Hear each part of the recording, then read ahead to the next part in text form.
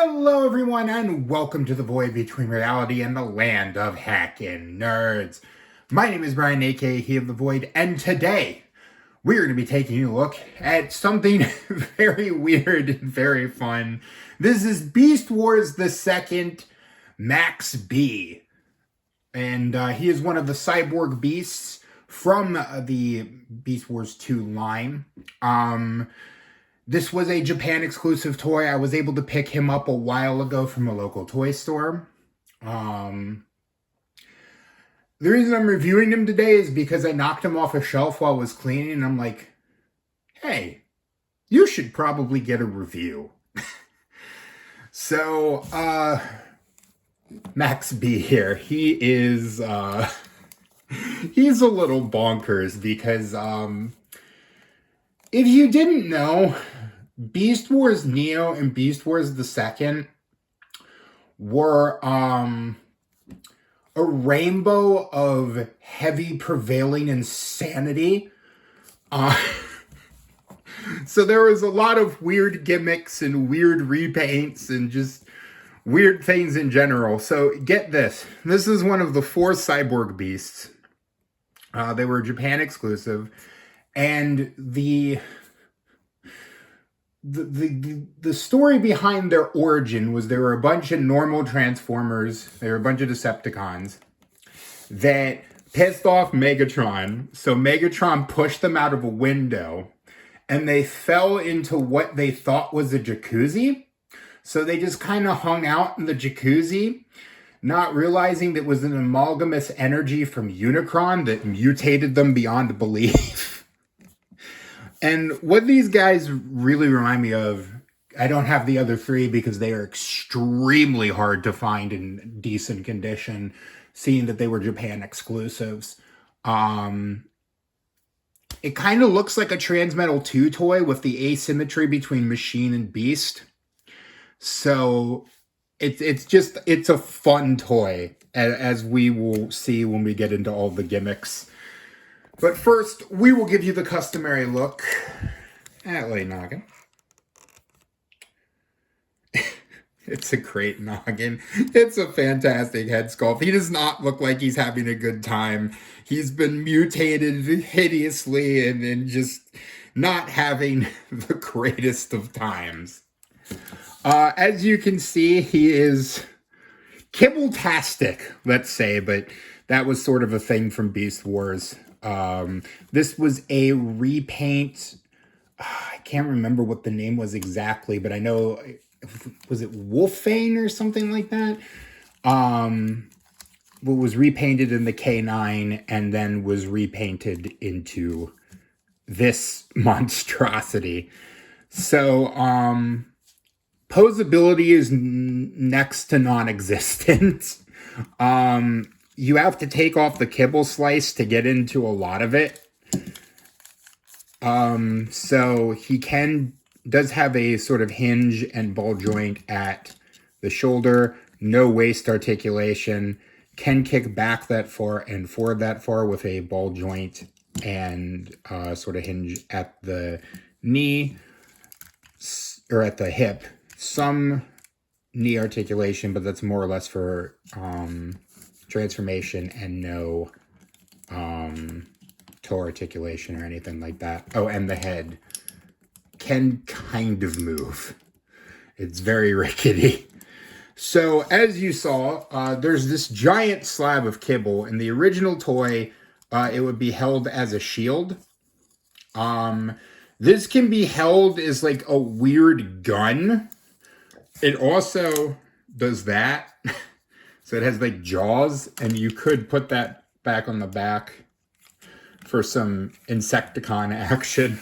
I don't know how well that shows on camera, but he also has this tail piece, which is obviously his tail in wolf mode.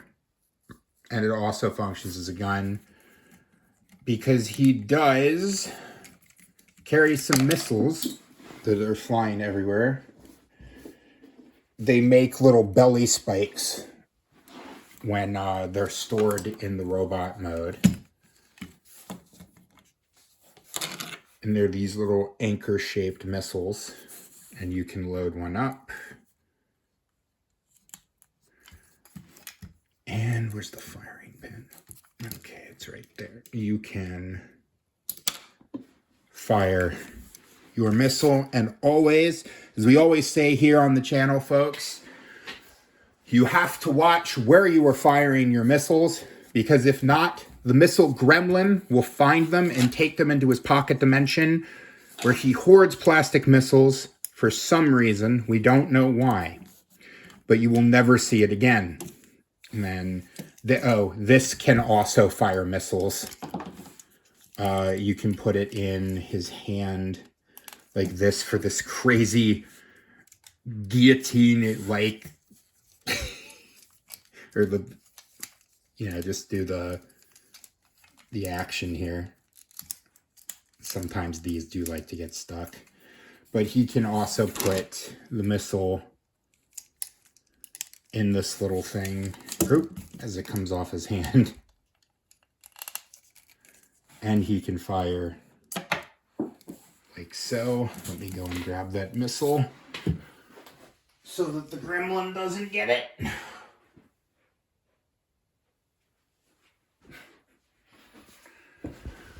Okay, there we go. And then those can just be stored. Let's put that back. These can be stored in his back, like so. And then you can just put the kibble slab, like so. And the way his arm is jointed, you can get that up over the shoulder pad so that you can have him holding his gun in firing position. This does not like to stay in place sometimes.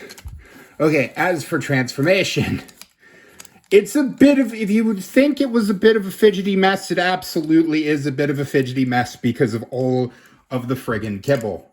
So we'll take the gun out of his hand. So first things first, we're gonna take this and extend the waist up, or extend the torso up.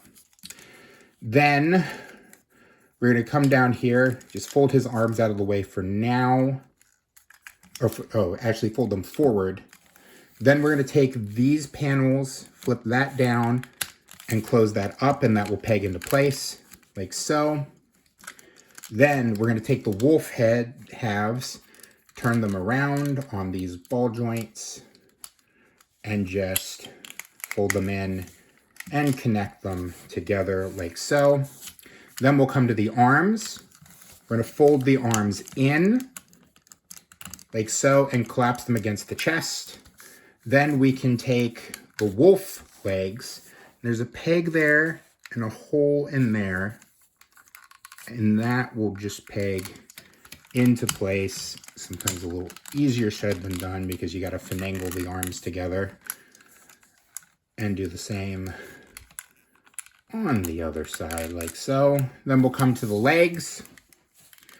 We're going to fold the feet in like so that the toe goes into that little groove. Then we're going to take the robot legs, separate them from the wolf legs, and just kind of fold. That does kind of like to come undone, and just fold them up like that. And same on the other side. Just fold that in like that and like that. Just get that nice end in there. And then just kind of straighten out the back legs. They're on the floor like so.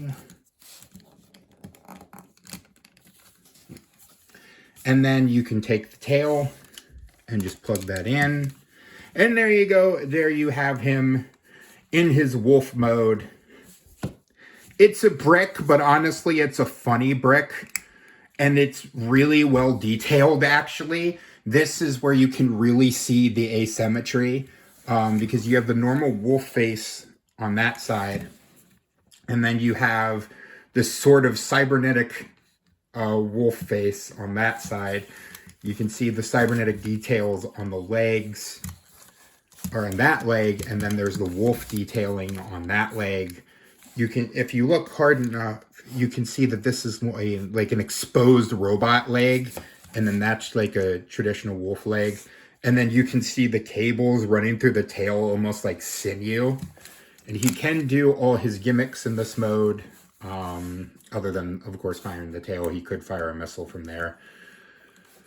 But he has all of his gimmicks intact, except for the one.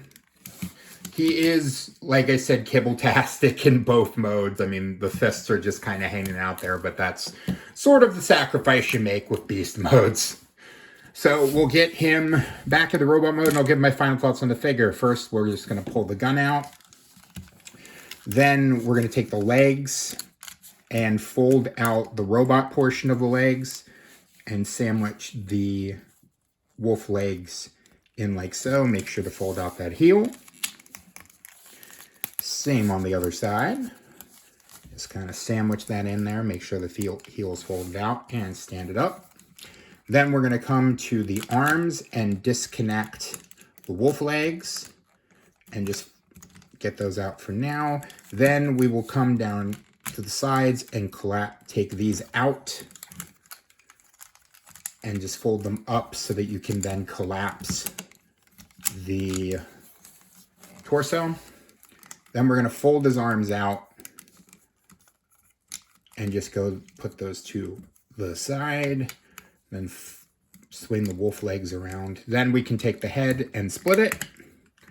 And then just turn those ball joints around.